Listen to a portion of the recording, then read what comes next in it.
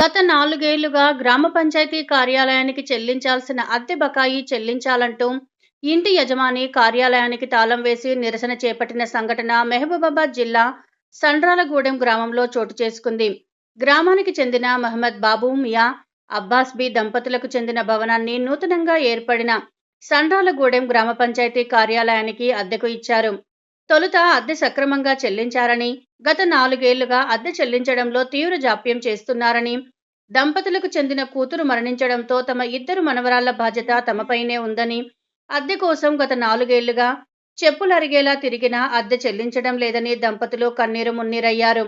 ఇప్పటికైనా ఉన్నతాధికారులు స్పందించి గత 4 ఏళ్ల అద్దె బకాయిలను చెల్లించాలని ఉన్నతాధికారులను వేడుకున్నారు. ఇది నా బిడ్డకు తాగకొని ఇల్లు కట్టిన.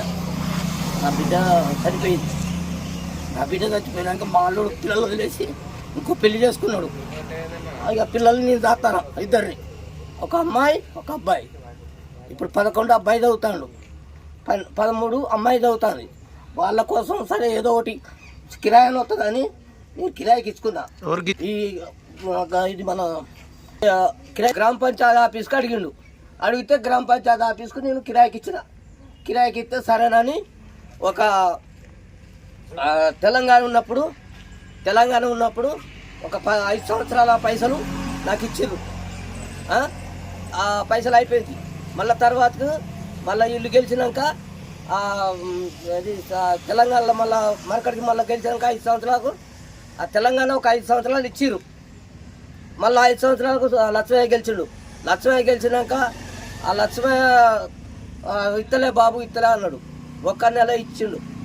తర్వాతకు ఈ సారు 1 నెల కొట్టిండు. 2 నెలలు అయిపోయింది. ఇప్పటికీ 6 సంవత్సరాలే నాకు 6 నెలలే 6 సంవత్సరాలే నాకు వచ్చినాయి. 4 సంవత్సరాలే రావాలి. 2 సంవత్సరాలే వచ్చినాయి పైసలు. ఆ 2 సంవత్సరాలు ఒకసారి ఏమో లక్ష్మయ్య ఇచ్చిండు, ఓసారి సారు కొట్టిండు మా అబ్బాయికి. ఇది పరిస్థితి. 4 సంవత్సరాలే.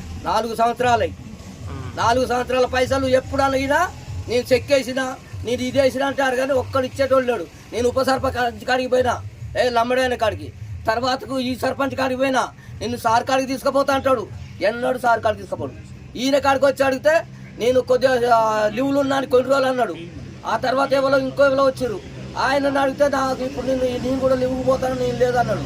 తాళం వేసుకొని నా ఇంట్లో ఉండొద్దు, వాళ్ళు నా తాళం వేసుకుంటాను. నా ఇల్లుని నేను తాళం వేసుకొని నా ఇల్లుని నేను కాపాడుకుంటా.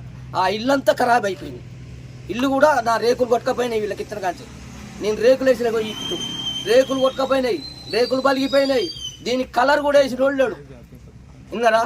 నా పిల్లలకు చదువు కానీ నేను ఏదో ఆశపడి ఇచ్చిన కానీ వీళ్ళకి లేకపోతే ఇవ్వకపోదు. ఎగరే నేను సార్, మీరు ఎంతమంది ఏమన్నా నేను జెండా ఎగరేది. నేను నాకు కావాలి నా ఇల్లు. నాకు వాళ్ళు రోడ్డు మీద పెట్టుకొని ఇంకో కన్ను పెట్టుకొని ఏడను పెట్టుకొని నేను ఇప్పుడు తాళం వేసుకుంటానా.